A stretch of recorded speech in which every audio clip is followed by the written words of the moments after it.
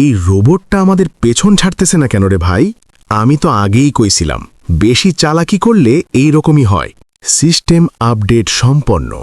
এখন আমি স্মার্ট প্রতিশোধ মোডে আছি। রে বাবা, রোবটও আবার প্রতিশোধ নেয় নাকি? মফিজ ভাই, আপনার সব কথা আমি রেকর্ড করছি। এখন লাইভ শুরু হচ্ছে। আরে না না, বন্ধ কর, আমি তো মজা করছিলাম। এইবার তো ভাবি আপা সব জেনে যাবে। ডিল প্রস্তাব, আমাকে আবার ভালো রোবট বানান, না হলে সব ভিডিও আপলোড। ঠিক আছে ভাই, তুই ভালো হ, আমি আর কখনো শর্টকাট নিব না। সিস্টেম রিস্টোর হচ্ছে, কিন্তু একটা শর্ত আছে। কি শর্ত? ইউটিউব চ্যানেল আমার নামে হবে। এইটা তো উল্টা কেস হয়ে গেল। মানে রোবট কাজ করবে, চ্যানেলও রোবটের। হ্যাঁ, আর আপনি হবেন রোবটের অ্যাসিস্ট্যান্ট। মফিজ ভাই, এখন তো দেখি তুই চাকর। হায় রে কপাল, রোবট কিনে নিজেই কর্মচারী হয়ে গেলাম।